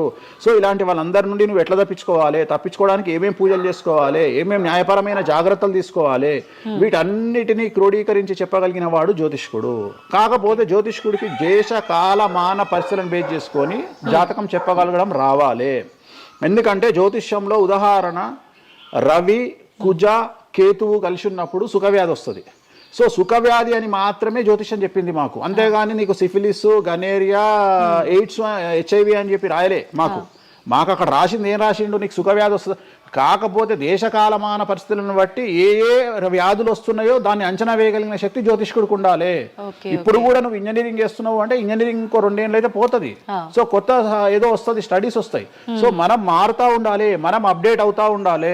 ఎట్లయితే టెక్నాలజీ కోసము, ఎట్లయితే కెమెరా విషయంలో, ఎట్లయితే మైక్ల విషయంలో అప్డేట్ అవుతున్నామో మేము కూడా జ్యోతిషం విషయంలో అప్డేట్ కావాలి. కానీ మమ్మల్ని అప్డేట్ అవ్వడానికి ఎవరు మాకు భుజం తట్టేవాళ్ళు కానీ, వెన్ను తట్టేవాళ్ళు కానీ, మమ్మల్ని ఎంకరేజ్ చేసేవాడు కానీ ఉండడు. ఎంతసేపు మా మీద దాడి చేద్దామని చూసేవాడే ఉంటాడు. మేము ఏదైనా విశ్లేషించి కొత్తది చెప్పుదాము అనేటువంటి ప్రయోగం చేయంగానే ఆటోమేటిక్గా రాకెట్ ఫెయిల్ అయితేనేమో సింపతి చూపిస్తారు, మేము చెప్పింది ఫెయిల్ కాగానే దాడి చేస్తారు. సెఫాలజిస్టుల పేరుతోని ప్రతి సంవత్సరము కనీసం ఒక 20-30 మంది ఫెయిల్ అయితేనే ఉంటారు ఎన్నికలలో. వాళ్ళ జోలికి ఎవడు పోడు. కానీ మేము ఎవడన్నా పుసుక్కున ఎక్కడన్నా ఎన్నికలు గెలువయ్యి అని చెప్పగానే మా మీద దాడి చేసే వాళ్ళు ఎక్కువ ఉంటారు. సో మాకు కూడా ఎంకరేజ్మెంట్ చేస్తే మేము సైన్స్ను ఎప్పుడో పండబెట్టగలిగిన శక్తి మాకు ఉన్నది, జ్యోతిష్కులకు లేక కాదు. కాకపోతే మమ్మల్ని ఎవడు వెన్నుదడతాడు, మా గురించి ఎవడు మాట్లాడతాడు, మా గురించి మెచ్చుకునేది పర్సనల్గా వ్యక్తిగతమైనటువంటి టర్మినాలజీలో మాతో మాట్లాడే వాళ్ళు మెచ్చుకుంటారు తప్ప సమాజం మమ్మల్ని చూసే దృష్టి వేరు. ఎంతసేపు మా దాంట్లోనే మాకుండదు. మా దాంట్లో యాచకా శత్రువు అంటే బిచ్చపోరు శత్రువు అని మా దాంట్లో మాకే తన్నులాట. కామాఖ్యకు పోయి బలుడిచ్చి పూజలు చేసుకునేటువంటి జ్యోతిష్కుడు హైదరాబాద్కు వచ్చి అక్కడ బలులే లేవని చెప్తాడు ఒక జ్యోతిష్కుడు. సో ఇట్లా ఎందుకు చెప్తున్నారు అంటే వాళ్ళ కర్మ మనం ఏం చేయలేము. సో ఓవరాల్గా జ్యోతిష్యం అనేది ఏదైనా చరిత్ర సృష్టించగలుగుతుంది. జ్యోతిష్యము అంటే మనిషి యొక్క తలరాతనే జ్యోతిష్యం. ఇప్పుడు మీరు చెప్పిన దాన్ని బట్టి అంతా మనం పుట్టిన టైము ప్లేస్ని బట్టే డిసైడ్ అవుతుంది ఈ ప్రెడిక్షన్ అంతా. అంటే న్యాచురల్గా బర్త్ జరిగితే ఓకే, కానీ ఇప్పుడు అన్ని ముహూర్తాలు పెట్టుకొని టైము అన్ని చూసి చేస్తున్నారు కదా, మరి ఇటువంటి వారికి జాతకం ప్రెడిక్షన్ కరెక్ట్ ఉంటుందా? ఆ ముహూర్తం పెట్టాలి అనేటువంటి టైమింగ్ కూడా ఆయన డిసైడ్ చేస్తాడు దేవుడే. ప్రతిదీ మనం తోపులం అనుకుంటాం, నేను ఓన్గా ఆలోచిస్తున్నా అనుకుంటాడు. ఓకే, అది ఆల్రెడీ డిసైడెడే. నీ మనసులో ఆ భావం రావడానికి, నీ మనసులో ఆ ముహూర్తం పెట్టించుకోవాలి అని అనుకోవడానికి కర్త కర్మక్రియనే భగవంతుడు. మరి ఇది పెళ్లిళ్ళ విషయంలో ఎందుకు వర్తించదు? పెట్టుడు ముహూర్తాల్లో పెళ్లిళ్ళు వద్దు, అదంతా సఖ్యతతో ఉండరు భార్యాభర్తలు అంటారు కదా. అసలు ముహూర్తం మంచిదైతే ఎందుకు విడిపోతున్నారు అని ఇప్పుడు కొంతమంది మేధావులు అడుగుతారు. ఫస్ట్ నేను చెప్పే పాయింట్ ఏంటంటే, నీ జాతకాలే కలవకపోతే నువ్వు ఎంత మంచి ముహూర్తంలో చేసుకుంటే ఉంది. నీ జాతకాలు బాగుంటే, మీ జాతకాలు కలిస్తే నువ్వు అష్టమి నాడు పెళ్లి చేసుకున్నా, అమావాస్య నాడు పెళ్లి చేసుకున్నా ఏమీ కాదు. రైట్. సో నేను మాట్లాడే విషయం ఏంటంటే, నీ అబ్బాయి అమ్మాయి జాతకాలు బాగా కుదిరినప్పుడు వాళ్ళ లైఫ్ ఎక్కడో ఉంటుంది. చాలామంది there is calculated love, calculated relation. అమ్మాయి ఏమనుకుంటుంది, నేను నెలకు 1,50,000 సంపాదిస్తున్నా, నాకు ఖచ్చితంగా 2 లక్షలు సంపాదించే అబ్బాయి కావాలి అనుకుంటుంది. కానీ నన్ను జీవితంలో బాగా చూసుకునే అబ్బాయి కావాలి, నేను కాంప్రమైజ్ అవుతా, నీకు 1,00,000 వస్తుందా, నేను 1,50,000 సంపాదిస్తా, ఇద్దరం కలిసి 2.5 లక్షలతో బతుకుతాము అని ఏ అమ్మాయి అనుకోదు. సో ప్రతి ఒక్కడి క్యాలిక్యులేషన్ ఇదే. అలాగే అబ్బాయి ఏమనుకుంటాడు, నాకు 2 లక్షలు వస్తుంది కానీ నాకు చాలా అందమైన అమ్మాయి కావాలి అనుకుంటాడు. సో ఇక్కడ ఉన్న డిమాండ్కు తగ్గట్టు సప్లై లేదా. సో అప్పుడు ప్రాబ్లం ఏమవుతుంది, ఫైటింగ్. అప్పుడు ఏమవుతుంది అంటే కాంప్రమైజ్ అనేది స్టార్ట్ అవుతుంది. అంటే జ్యోతిష్యుడు జాతకాలు బాగాలేవు అని చెప్పినా ఇనే పరిస్థితులలో వీళ్ళు ఉండరు. రెండవది, జ్యోతిష్కులు కూడా ఏం చేస్తారంటే సాధ్యమైనంత వరకు ముక్కుసూటిగా ఆన్సర్ చెప్పకుండా, కుజదోషం ఉంది, 7వ ఇంట్లో కుజుడున్నాడు, 7వ ఇంట్లో శని కుజులు కలిసి ఉన్నారు, సో చాలా ప్రాబ్లం అవుతుంది. లేదా 7వ ఇంట్లో చంద్రుడు కుజుడు కలిసి ఉన్నారు, సో పిల్లవాడి తల్లి వల్ల సమస్యలు వస్తాయి, లేదా పిల్ల తల్లి వల్ల సమస్యలు వస్తాయి అని వీడు డైరెక్ట్గా అమ్మాయికో అబ్బాయికో చెప్పడు. లేదు మీ ఇద్దరికి సంతాన యోగం లేదు అని చెప్పడు. ఉదాహరణ 9:5 అయింది, ఇద్దరిది అమ్మాయిది అబ్బాయిది, సంతాన యోగం ఉండదు, షష్టాష్టకాలు అయినాయి. వీడు ఏమంటాడు, షష్టాష్టకాలలో శుభ షష్టాష్టకాలు అంటాడు. అంటే విషయంలో మంచి విషయం ఉంటుందా? ఉండదు కదా. శుభ షష్టాష్టకాలు ఎక్కడి నుండి వచ్చినాయి? నువ్వు చెప్పేదే విషం అంటున్నావు, విషం అనుకుంటూ మంచి విషయం అంటున్నావు మళ్ళా. సో మంచి విషయం ఎక్కడ నుండి ఉంటుంది? ఉండదు. విషయం వేసుకుంటే చస్తాడు. అట్లనే షష్టాష్టకాలు అంటే ప్రాబ్లం స్టార్ట్ అవుతుంది. అట్లనే 9:5 ఏకనాడి, వర్ణదోషము, యోని దోషము, ఇట్లా చాలా రకాల దోషాలు ఉంటాయి. సో ఈ దోషాలను ఏం చేస్తారంటే, ఈ దోషాలను ఎదుటి వ్యక్తికి నిజాయితీగా చెప్పడం మానేసి సాధ్యమైనంత వరకు వీళ్ళు పెళ్లి చేసుకోవాలి అనే ఇంటెన్షనల్ గా పాజిటివ్ వేలో వెళ్తాడు. రెండవది ఏంటంటే, ఆల్రెడీ వీళ్ళు ఏం చేస్తారు, మేమిద్దరం ఫిక్స్ అయినాము, మేము పెళ్లి చేసుకుంటాము అని డిసైడ్ చేసుకొని వస్తారు అక్కడికి. అప్పుడు వాడు ఇవన్నీ చెప్పి వాళ్ళ మనసును విరగొడతాడా? విరగొట్టాడు. జనరల్గా ప్రపంచంలో ఏ అమ్మాయి తండ్రి కానీ ఏ అబ్బాయి తండ్రి కానీ తన బిడ్డనో తన కూతురో తన అల్లుడో నాశనం కావాలి అని కోరుకోరు. కానీ చెప్పగలిగినటువంటి పరిస్థితుల్లో ఎవరు ఉండాలి? జ్యోతిష్కుడు ఉండాలి. సో అది నేను చేస్తున్న ప్రస్తుతం కలియుగంలో. వేరే వాళ్ళు ఎవరు చేయట్లేదు ఆ విధంగా. ఎందుకంటే రేపొద్దున కలిసి ఉండకపోతే 2 కుటుంబాలు బాధపడతాయి, సమాజంలో చెడ్డ పేరు వస్తుంది, వీళ్ళ లైఫ్ స్పాయిల్ అయిపోతుంది. సో అందుకని నేను చాలా జాగ్రత్తగా మొదలే డిసైడ్ చేసి, నీకు ఈ ప్రాబ్లం ఉందిరా బాబు, నువ్వు జాతకాలు నీకు కలవలేదు, వివాహం చేసుకోకు అని చెప్తా. వీళ్ళ జాతకాలు బాగా లేకున్నా తీసుకుపోయి మంచి ముహూర్తం చూసుకొని పెళ్లి చేసుకుంటే ఆ ముహూర్తం వీళ్లను సఫలీకృతులను చెయ్యదు. నీ జాతకం బాగుండాలి. అట్లనే నువ్వు ఏ టైంలో పుట్టాలనో డిసైడ్ చేసుకున్నా అని నువ్వు అనుకొని సిజేరియన్ పెట్టుకుంటావు. కానీ ఆ టైంలో నువ్వు నక్షత్రమే చూస్తావేమో కానీ 6వ ఇంట్లో ఉండే గ్రహాలు 12వ ఇంట్లో గ్రహాలు డిసైడ్ చేయగలిగింది భగవంతుడు. ఆ టైంలో ఒకవేళ వ్యయస్థానంలో గ్రహాలున్నా 6వ స్థానంలో గ్రహాలున్నా జాతకం అంతా కింద మీద అవుతుంది. ఒకవేళ కుజుడు ఉండే స్థానాన్ని బట్టి, చంద్రుడు బుధుడు ఉండే స్థానాన్ని బట్టి జాతకాలు కరెక్ట్గా డిసైడ్ చేయకపోతే ఆటిజంతో మగపిల్లలు పుడతారు. సో ఇన్ని సమస్యలు ఉంటాయి. సో చాలా ఈజీగా సిజేరియన్ ఆపరేషన్ చేసుకోగానే పిల్లలు మంచిగా పుడతారు అని కాదు అక్కడ. ఎందుకంటే నువ్వు పిల్లలు మంచిగా పుట్టాలి లేదు అనేది డిసైడ్ చేయడానికి it will take 3 to 4 hours. కానీ 3 to 4 minutes లో జ్యోతిష్కుడు డిసైడ్ చేస్తుంది. అది తప్పు. ఈ మధ్యకాలంలో దశమహావిద్యల అమ్మవార్ల గురించి చాలా ఎక్కువగా వింటున్నాం. రాబోతున్న సినిమాలు, ఆల్రెడీ వచ్చిన సినిమాలు కూడా వారికి సంబంధించిన సినిమాలు ఎక్కువగా రావడం జరుగుతోంది. అంటే కొత్తగా, అంటే ఎవరైనా మనిషి కొత్తగా వస్తే మాట్లాడుకోవడం వరకు ఓకే, కానీ భగవంతుల గురించి కొత్తగా మన అందరిలోకి రావటము, వాళ్ళ గురించి మాట్లాడుకోవటము, మళ్ళీ అంటే భగవంతుడు అంటేనే అందరికీ అందుబాటులో ఉండి వాళ్ళకున్న కష్టాల నుంచి గట్టెక్కించడానికి ఆరాధించే వాళ్ళుగా మనం భావిస్తాము. మరి వాళ్ళని అందరూ ఆరాధించొద్దని రకరకాల విధానాలన్నీ చెప్తూ ఉన్నారు. ఎవరు అసలు ఈ దశమహావిద్యలు, ఎందుకు ఆరాధించొద్దు అందరూ? నేను 1991 ఐ థింక్ ఘరానా మొగుడు అనే సినిమా ఓపెనింగ్ చేయడానికి విశాఖపట్నం వెళ్ళాను నేను. ఆ సినిమా ముహూర్తం నేనే పెట్టిన. ఇక్కడ చిరంజీవి గారి సినిమా, రాఘవేంద్రరావు గారిది విశాఖపట్నంలో అయ్యింది. బంగారు కోడిపెట్ట అనే సాంగ్ తోని ఆ సినిమా స్టార్ట్ అయింది. అది ముహూర్తం చేసిన నేను విశాఖపట్నంలో. అప్పుడు నేను అక్కడనే పక్కనే ఉన్నటువంటి శ్రీకాకుళం అనేటువంటి ఒక ప్రాంతానికి వెళ్ళిన. నేను మాట్లాడేది 1991. అప్పుడు వాళ్ళకి ఎన్టీ రామారావు అంటే ఎవరో తెలియదు. హైదరాబాద్లో ఎన్టీ రామారావు ఉంటాడు అంటే వాళ్ళ ఆశ్చర్యానికి అంతులు లేవు. అంటే ఎన్టీ రామారావు అనే వ్యక్తిని మీరు చూసిరా, మీకు తెలుసా అంటే వాళ్ళంతా, అంటే ఆ రోజు ఉన్నటువంటి డెవలప్మెంట్, ఆ రోజున్న ఫ్లైట్లు, ఆ రోజున్న వ్యవస్థను బట్టి వాళ్ళు ఎక్కడనో కుగ్రామంలో ఉండేటువంటి మనుషులు. సో వాళ్లకు ఎన్టీఆర్ అంటే హైదరాబాద్ అంటే తెలియదు. మీరు ఇప్పటికీ కూడా శ్రీకాకుళం ఆ ఏరియాకి వెళ్ళి హైదరాబాద్ మీరు జీవితంలో వచ్చిరని అడగండి, 190 మందికి హైదరాబాద్ అంటే ఏందో తెలియదు. ఓకే, సో అట్లనే భారతదేశంలో మనది ఇప్పుడు మన తెలుగు రాష్ట్రాల్లో పుట్టిన చాలా మంది దగ్గరికి వెళ్ళి ఢిల్లీ ఎలా ఉంటుంది అని అడిగితే మీకు తెలియదు, ముంబై ఎలా ఉంటుంది అని అడిగితే మీకు తెలియదు. మాకు తెలియదు కాబట్టి ప్రపంచం గింతే బాయిలకప్ప అనుకోవద్దు. సో దశమహావిద్యలు అనేవి ఇవాళ కొత్తవి కావు. ఎలాగైతే లింగాకారంలో శివుణ్ణి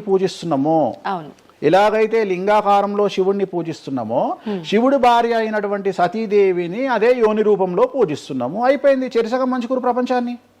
నీకు ఇవాళ తెలిసింది వేణుస్వామి చెప్తే. వేణుస్వామి ఎంక్వైరీ చేయడం అలవాటు, వేణుస్వామికి ఎక్స్ప్లోర్ చేయడం అలవాటు కాబట్టి తిరిగి వచ్చి నీకు ఇవాళ చెప్తే నీకు అర్థమైంది. నువ్వు అంత మాట మాట్లాడుతున్నావు. అరుణాచలం ఎవరికి తెలిసి బాలటి వరకు? ఎందుకు అరుణాచలానికి పొలోమంటే వెళ్ళిపోతున్నారు అంటే చాగంటి కోటేశ్వరరావు గారు చెప్పడం వల్ల నీకు అరుణాచలం తెలిసింది. మరి అరుణాచలం విషయంలో ఇదే డిస్కషన్ ఎందుకు వస్తలేదు? అరుణాచలం అనేది నిన్న మొన్నటి దానికి తెలియదు కదా జనాలకు. ఇవాళ గిరి ప్రదక్షిణలు చేస్తూనే ఉన్నారు కదా మీరు అందరు పోయి. అంటే ఎవరో ఒకళ్ళు ఒక సబ్జెక్టు గురించి మాట్లాడేటువంటి పరిస్థితుల్లోకి రావాలి. ఆ ఫ్రీడమ్ మనం ఇవ్వాలి.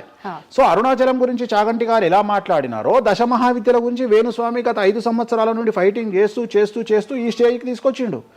దశమహావిద్యల గురించి మాట్లాడడంలో చాలా ఇబ్బందులు ఉంటాయి. ఎందుకంటే చాలా మంది దొంగ పనులు చాటుకు చేయాలనుకుంటారు కానీ పబ్లిక్ లో చేయాలనుకోరు. సో అలాంటి దాన్ని సైలెన్స్ బ్రేక్ చేసినటువంటి వ్యక్తి వేణుస్వామి. దానివల్ల వేణుస్వామి చాలా సఫర్ అయ్యిండు, సామాజికంగా సఫర్ అయ్యిండు, పండితులతో సఫర్ అయ్యిండు, మీడియా వల్ల సఫర్ అయ్యిండు, చాలా మందితో సఫర్ అయ్యిండు దశమహావిద్యల గురించి మాట్లాడడం వల్ల. అంటే ఎందుకు మరి మీరు ఇంత సఫర్ అవుతున్నప్పుడు ఎందుకు? నా ఇష్టం అది. అంటే సమాజంలో ఉన్నప్పుడు ఇష్టం, మన ఇష్టం. నేనేం తప్పు మాట్లాడతలేను కదా. ఇప్పుడు నేననే పాయింట్ ఏంటంటే అల్ట్రాసెట్ అని ఒక టాబ్లెట్ ఉంటుంది. ఆ టాబ్లెట్ లో గంజాయి ఉంటుంది. సో మనం వాడే చాలా టాబ్లెట్లలో గంజాయి ఉంటుంది. మనం వాడే చాలా టాబ్లెట్లలో కొన్ని క్యాన్సర్ ఔషధాలలో పాము విషం ఉంటుంది. దాని గురించి మనం మాట్లాడుకోం. సో మనం దేని గురించి మాట్లాడుకుంటాము అంటే ఏదైనా కొత్తది వచ్చినప్పుడు, వేణుస్వామి లాంటి వాడు వచ్చినప్పుడు మాట్లాడుకుంటాడు. ఇప్పుడు చాలా మంది, కొంతమంది నాకు తెలిసిన వాళ్ళు షుగర్ అంటే ఇప్పటికి కూడా చెప్పుకోరు. భారతదేశంలో షుగర్ వస్తే చెప్పుకోరు షుగర్ వచ్చిందని.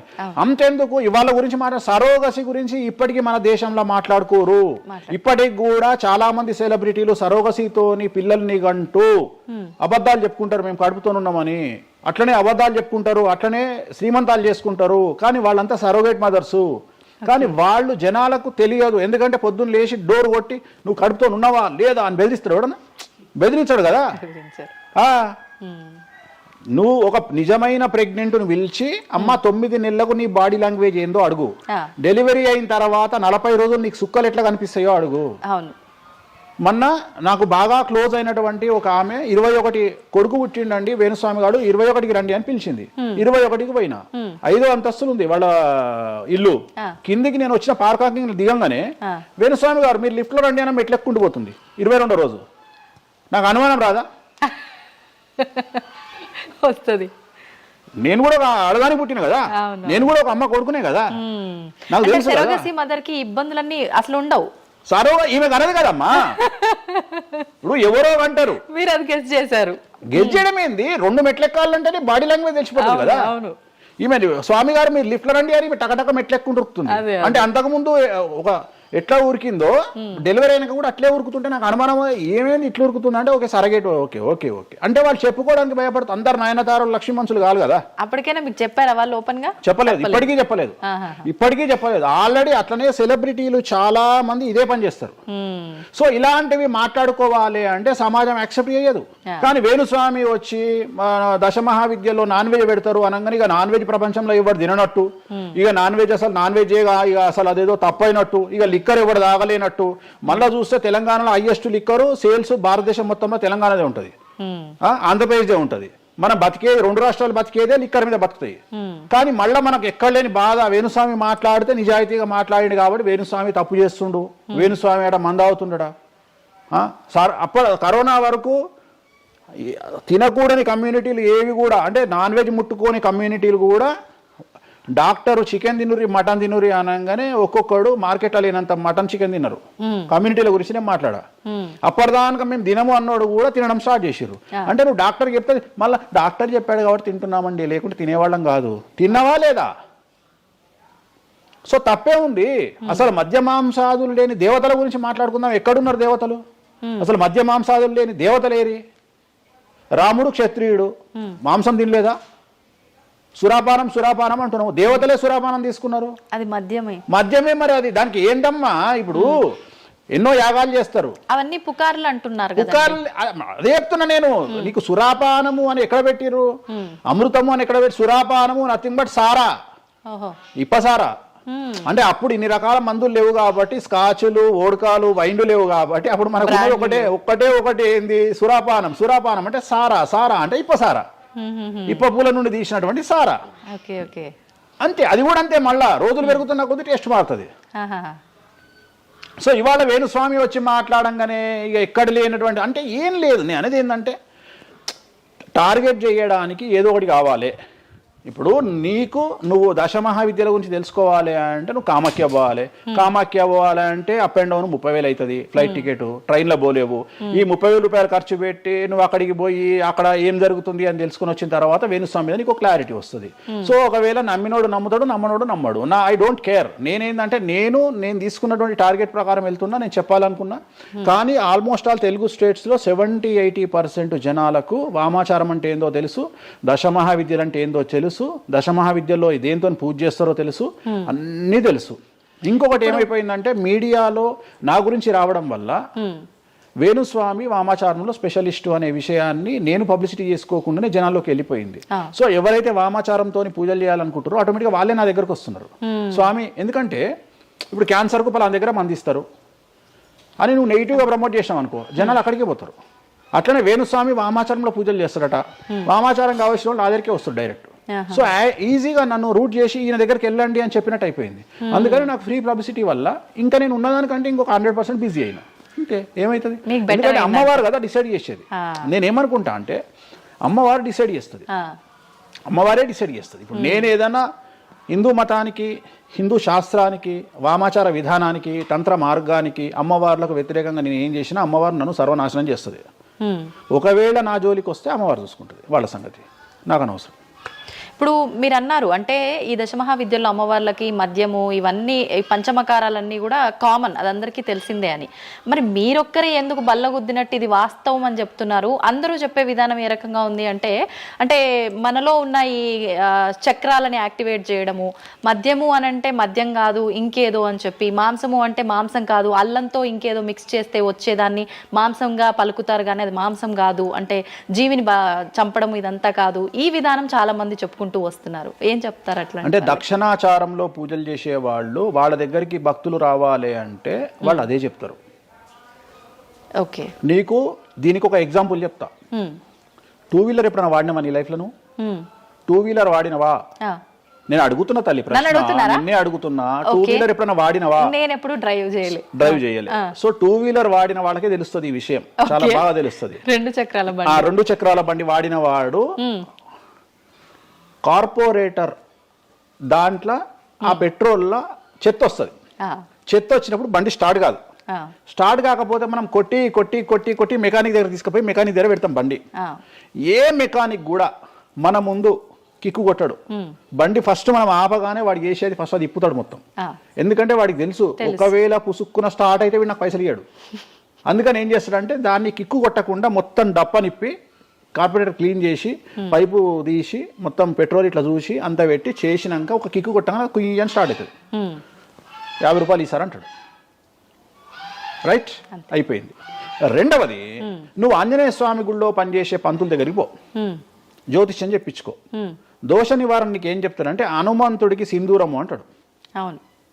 నవగ్రహ గుడిల పంతుల దగ్గరికి పో, గ్రహాల పూజలు చెప్తారు. నవగ్రహాలకు అభిషేకము అంటాడు, తైలాభిషేకము అంటాడు. అంటే నువ్వు ఎవరి దగ్గరికి పోతే వాడి దగ్గర లేని దాన్ని వాడు అడ్వైజ్ చేయడు. లాజిక్ అర్థమైందా?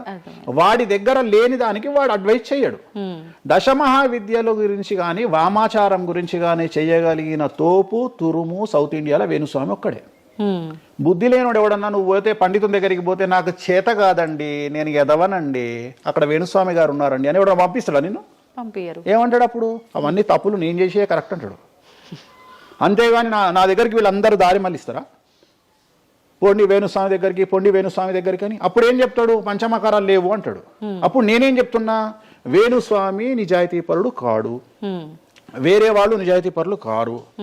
మీ చేతిలో ఆండ్రాయిడ్ ఫోనో ఐఫోనో ఉంది, గూగుల్లో కానీ చాట్ జీపీటీలో కానీ జెమినీలో కానీ వామాచారం అంటే ఏందో ఓపెన్ చేయండి, దశమహావిద్యలు అంటే ఏందో ఓపెన్ చేయండి, వామాచారంలో ఉండే పంచమకారాలు అంటే ఏంటో ఓపెన్ చేయండి. మీకు మీరే తెలుసుకోండి. ఈ సమాజంలో తెలుగు రాష్ట్రాల్లో ఉన్న దొంగలెవరో దొరలెవరో మీరే గుర్తుపట్టండి. ఎవరు అబద్ధాలు చెప్తున్నారో అనే విషయాన్ని తెలుసుకోండి. వేణుస్వామి దొంగ అయితే వేణుస్వామి దగ్గరికి రాకండి, వేణుస్వామి జ్యోతిషం చేత కాకపోతే రాకండి, వేణుస్వామి పంచమకారాలు తప్పు చెప్తే రాకండి. మీరు ఎవరిని అడగండి, మనుషుల మాట నమ్మకండి, దీన్ని నమ్మండి. నేను అందుకనే మనుషుల్లో మార్పులు ఉండొచ్చు, మనుషుల్లో భేదాభిప్రాయాలు ఉండొచ్చు, మనుషుల్లో ఈగోలు ఉండొచ్చు. దీంట్లో ఈగోలు లేవు, దీనికి ఈగో లేదు, దీనికి పొసెసివ్నెస్ లేదు, దీనికి ఈర్ష లేదు. మంచిగా ఓపెన్ చేయండి, వామాచారం అని కొట్టండి. వామాచారం అంటే ఏందో చూపిస్తుంది, పంచమకారాలు అంటే ఏందో చూపిస్తుంది, దశమహావిద్యలు అంటే ఏందో చూపిస్తుంది, కామాఖ్య దేవాలయం అంటే ఏందో చూపిస్తుంది. సో పంచమకారాల్లో ఏమేమి ఉంటాయో అదే చూపిస్తుంది. సో పంచమకారాలలో ఒక్కటి మాత్రమే గురుముత మాకు గురువు ఏం నేర్పించిండో అది మేము చేయాలి. మిగిలిన 4 మైథునం, మిగిలిన 4 ఫిజికల్గా పెట్టాల్సిందే. సాత్విక దేవతలు అంటే గణపతి, సరస్వతి, వెంకటేశ్వర స్వామి, చండి, వీళ్ళంతా సాత్విక దేవతలు. మేము దశమహావిద్యలకు వచ్చేటప్పటికి ఉగ్రదేవతలు.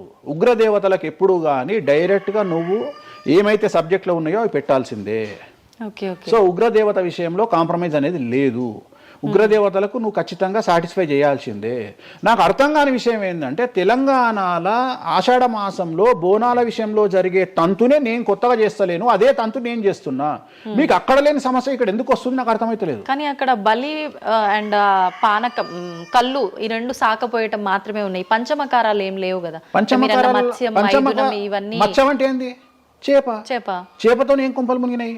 కానీ మీరు అన్నట్టుగా చూస్తే ఇక్కడ పంచమకారము, ఇక్కడ మాత్రం పంచమకారం కాదు కాబట్టి విమర్శిస్తున్నారేమో. అవునమ్మా, ఇప్పుడు ముద్ర అనేది అది ముద్ర తంతే కదా, క్రియనే కదా. తంత్ర మార్గంలో ముద్ర అనేది ఒక వ్యవస్థ. మత్స్యము అంటే చేపనే కదా. నువ్వు కొత్తగా పెట్టేది ఏముందాడా? మటను, మద్యము, మత్స్యము, ఇంకొకటి ఎక్కువ వస్తుంది నీకు, అంతే అంతే కదా నువ్వు పెట్టేది. కానీ అది కూడా ప్రాంతాన్ని బట్టి చేయాల్సిన విధానము, దాన్ని తీసుకొచ్చి ఇక్కడ మాట్లాడేది ఏంది, ఎందుకు మాట్లాడాలి అని అంటున్నారు కదా. సో ఇప్పుడు ఒక ప్రాంతానికే దేవత పరిమితం అయితే అట్లా అని కాదు, కొంతమంది ప్రాంతానికి పరిమితమై ఉంటారు, కొంతమంది గ్రామానికి పరిమితమై ఉంటారు, అలా ఉంటూ ఉంటారు కదా. మరి అక్కడ కామాఖ్య దగ్గరే చేయాలి, కామాఖ్య దగ్గరే మాట్లాడాలి, ఆ పూజలు తీసుకొచ్చి ఇక్కడ చేయడం ఎందుకు? ఇక్కడ నేనేం చేయలేదే అనే వాళ్ళు ఉన్నారు.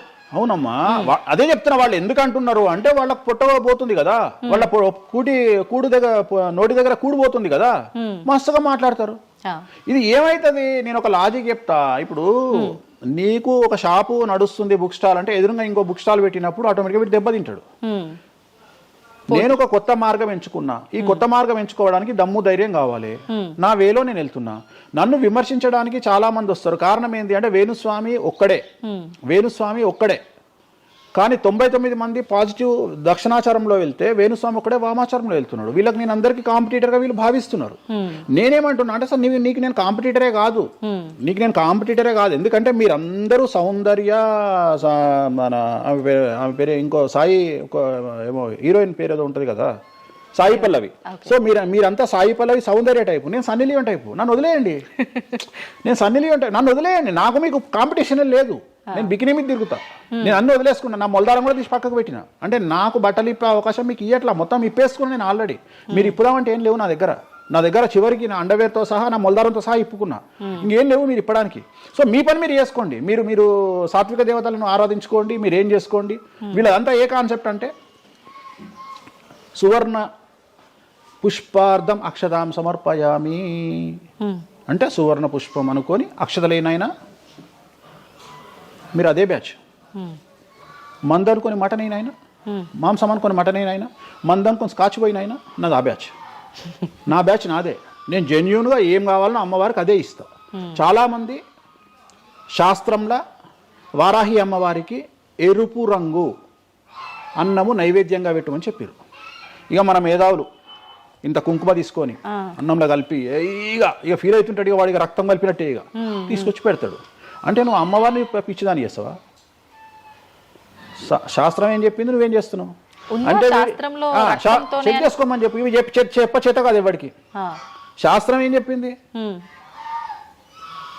వారాహి అమ్మవారికి ఎరుపు రంగులో అన్నం పెట్టమని చెప్పింది. నువ్వేం చేస్తున్నావు, అమ్మవారిని మోసం చేసి కుంకుమతో అన్నం పెడుతున్నావు. ఆ కుంకుమ కూడా ఒరిజినల్ కాదు, డూప్లికేట్ కుంకుమ. సో అక్కడ ఏం పెట్టాలనో నాకు తెలుసు, నువ్వు వాటి పెడతలేవు. అమ్మవారు నిన్నెందుకు అనుగ్రహిస్తుంది? అమ్మవారిని నిన్ను ఎందుకు అనుగ్రహించాలి అంటే నువ్వు అమ్మవారిని మోసం చేసే మొనగానివి కదా, మోనార్కు కదా నువ్వు. నేను మోసం చేయ అమ్మవారిని. రెండవది, నన్ను నమ్మితే నా దగ్గరికి రమ్మంటున్నా. నా మాట వినకండి, వాళ్ళ మాటనే వినండి, ఈ శుద్ధపూసల మాటనే వినండి, నా మాట వినకండి. ఫస్ట్ మీరు నన్ను మెచ్చుకున్న వీడియో దయచేసి చూడకండి. నన్ను యాంకర్లు బట్టలిప్పాలి అని ప్రయత్నం చేసిన వీడియోలు చూడండి. నన్ను చాలా వరకు అంటే ఈయన ఏదో దొరకబట్టి విని ఆ ఉన్న లాస్ట్కు నా ముల్లారం కూడా ఇప్పేసిన, ఇంకేమైనా ఉన్నాయేమో బాడీలో గుంజుదామో అని ప్రయత్నం చేసే యాంకర్ల వీడియోలు చూడండి. నా గురించి నెగిటివ్ పెట్టిన వీడియోలో చూడండి. మీకు నా మీద చివరిగా నమ్మకం కలిగి ఈయన దగ్గర విషయం ఉందంటే రండి, లేకుంటే రాకండి. ఇంకొక విషయం అంటే మీరు ఇంత ధైర్యంగా దర్జాగా ఒక సవాల్ విసిరినట్టుగా మాట్లాడుతున్నారు వీడియోలో మాట్లాడినప్పుడు. మరి మీరు చెప్పినవన్నీ అంటే వేణుస్వామి చెప్పినవన్నీ వాస్తవాలైతే, శాస్త్రంలో ఉంది నేను చూపిస్తానే అతనైతే, ఎంతసేపు ఉన్నా ఆయన పర్సనల్ వీడియోలో చెప్పడము, వేరే యాంకర్ల దగ్గర చెప్పడం తప్ప డిబేట్లకు ఎందుకు రారు, వచ్చి మాతో వాదించవచ్చు కదా, ప్రూవ్ చేయొచ్చు కదా అని చాలా మీరు రెడీనా? డిబేట్లకు రాను. ఎందుకని? కానీ మనం అగ్రిమెంట్ పేపర్లు రాసుకుందాం.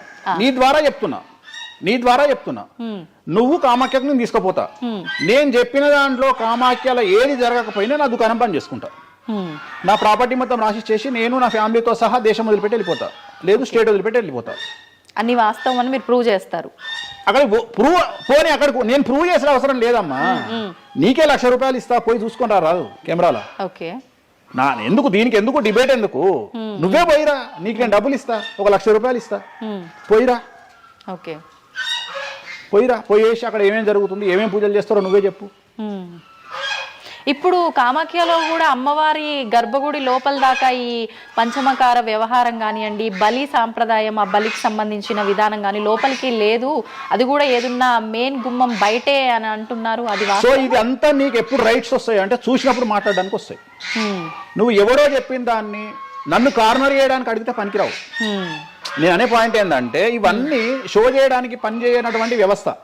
అంటే ఇవన్నీ నేను వీడియో రూపంలో మీ ముందుకు తీసుకురాలనేటువంటి వ్యవస్థ.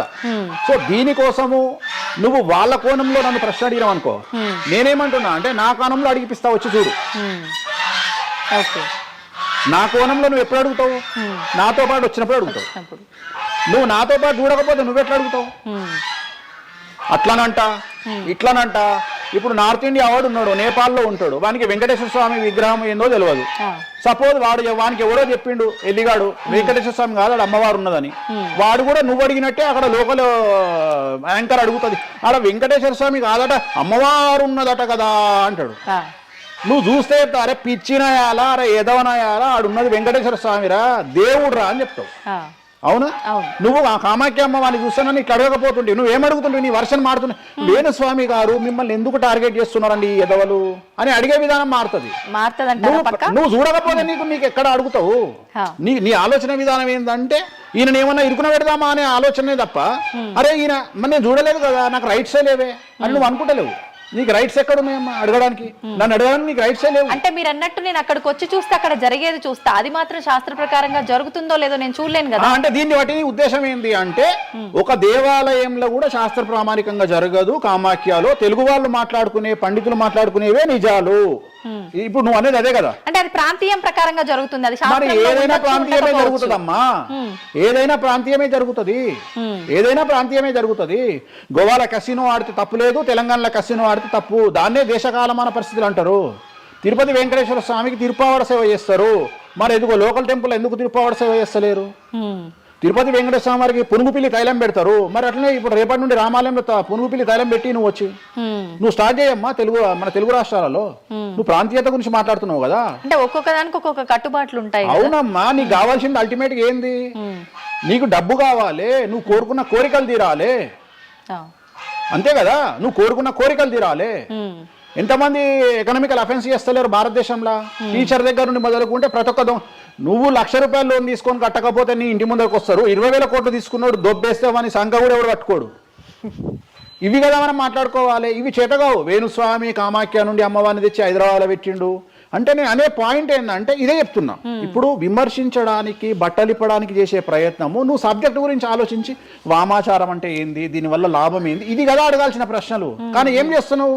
నీ దగ్గరకు వచ్చే వరకు సాధ్యమైనంత వరకు అసలు కామాఖ్యలో ఇష్టమే లేదట కదా. ఒకవేళ నిన్ను నిరూపిద్దామని నేను విశ్వ ప్రయత్నం చేస్తే చివరికి నువ్వేం మాట్లాడతావు? అది అక్కడ లోకల్ అట కదా. అవును లోకలే, అది లోకలే. ప్రతి ప్రాంతానికి ఆచారం ఉంటుంది. మరి సంక్రాంతి అనే పండుగ ఆంధ్ర వారిది కదా, తెలంగాణలో లేదు కదా. మరి తెలంగాణ రేపటి నుండి వేస్తే జనవరిలో తోలు తీద్దాం ఒకనొకంది చెప్పు, మరి చేద్దాం.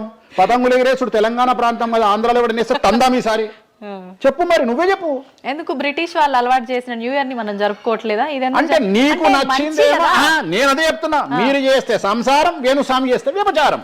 అంటే అర్థమైంది ఏంటంటే యాంకరింగ్. ఇప్పుడు ఇంటర్వ్యూ మనం మాట్లాడుకుంటే సంవత్సరం గురించి మాట్లాడదామంటే నీకు అల్టిమేట్గా కాంట్రవర్సీ కావాలి. ఎందుకంటే జనాలు కాంట్రవర్సీ తన్నుకొని వస్తే ఎంజాయ్ చేస్తారు. ప్రశాంతంగా కూర్చొని ఓం నమో వెంకటేశాయ, వెంకటేశ్వరం కొబ్బరికాయ కొడతాడు, వెంకటేశ్వరం నామాలు ఉంటాయి అంటే ఎవరు చూడాడు. ఇట్లా మనం ఇద్దరం పెంట పెట్టుకున్నాం అనుకో, కింద నన్ను వచ్చిండ్రు ఆ దున్నపోతు అని ఒక కామెంట్ పెట్టి ఎంజాయ్ చేస్తాడు. సో ఇవన్నీ చూసి చూసి చూసి చూసి చూసి వెక్స్ అయిపోయినా. నేను ఒకటే నమ్ముతా, ఒక మనిషి విమర్శించంగానే ఆ మనిషి లైఫ్ నాశనం అయితే ఆ మనిషి బ్రతికి వేస్ట్. ఒక మనిషి కొట్టగలిగితే ఆ మనిషి లైఫ్ వేస్ట్. మీరు ఏం కొట్టుకుంటారో, ఏం విమర్శ చేసుకుంటారో మీ ఊహకే వదిలేస్తున్నా. వేణుస్వామి అన్టచబుల్. వేణుస్వామి చాలా కష్టపడి స్థాయికి వచ్చిండు. సో వేణుస్వామి చెప్పేవేవి అబద్ధాలు కాదు. ఇంత పెద్ద స్టేట్మెంట్ ఇస్తున్నా. వేణుస్వామి తప్పు చేస్తే వేణుస్వామిని అమ్మవార్లు సర్వనాశనం చేస్తారు, 1000 ముక్కలు చేస్తారు. వేణుస్వామి సర్వనాశనం అయిపోతాడు.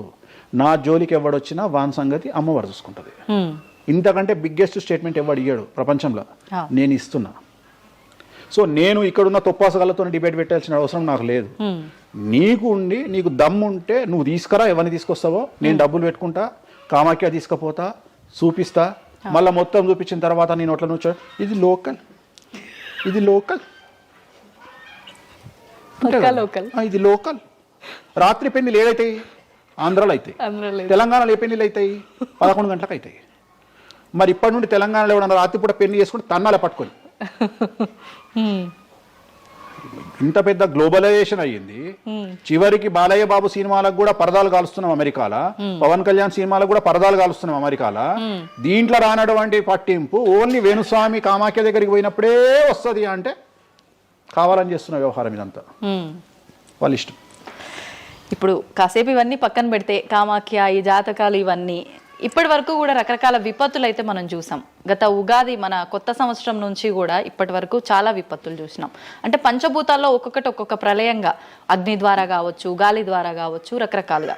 ఇప్పుడు ఈ గ్రహాల మార్పుల వల్ల ఏవో రాబోతున్నాయని, మొన్న రీసెంట్గా బ్రహ్మంగారి ఇల్లు కూలింది అని, అంటే ఎక్కడ ఏ మూలన ఏం జరిగినా కూడా దాన్ని ప్రతి ఒక్కదానికి లింక్ చేసి దానివల్ల ఏదో దుష్ప్రభావాలు రాబోతున్నాయి, దీనివల్ల ఇబ్బందులు పడబోతున్నారని చెప్పి చెప్తున్నారు.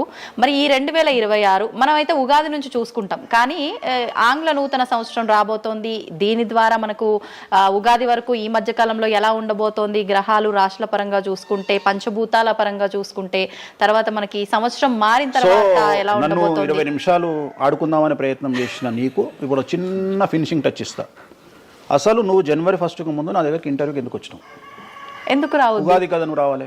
ఉగాదిది సపరేట్, అప్పుడు కొత్త పంచాంగం దృష్ట్యా ఇది సపరేట్. క్వశ్చన్ లేదు. ఎందుకని? తప్పు. దీనికి ఆన్సర్ చెప్పినాకనే ముందరకు పోవాలి మనం. ఉగాది 2026 మార్చి 19 నాడు శ్రీ పరాభవన సంవత్సరం వస్తుంది. దానికి కదా మనం పంచాంగం తీసుకోవాలి. నేను ఎందుకు ముందుగా వచ్చానంటే నేను దానికి ఆన్సర్ చెప్తా. మీరు ఎట్లాగో బిజీ పూజల్లో, మళ్ళీ నాకు అవకాశం దొరుకుతుందో లేదో తెలియదు. కాదు కాంపిటీషన్ జీవితములో నిన్ను నువ్వు నిలబెట్టుకోవడానికి కొత్తదనాన్ని ఎంచుకొని నిన్ను నమ్ముకున్నటువంటి ఓనర్కు నీ పూర్తి కర్త కర్మ క్రియ నీ రిజల్ట్ను ఇవ్వడానికి నువ్వు చేస్తున్నటువంటి ఒక ప్రయత్నం, నిన్ను నువ్వు జనాల్లో కొత్తగా ప్రొజెక్ట్ చేసుకోవడానికి చేస్తున్నటువంటి ప్రయత్నం. అదే ప్రయత్నం వేణుస్వామి చేసిండు కామాఖ్య విషయంలో. అమ్మా ఇట్లొచ్చారా? అర్థమైందా?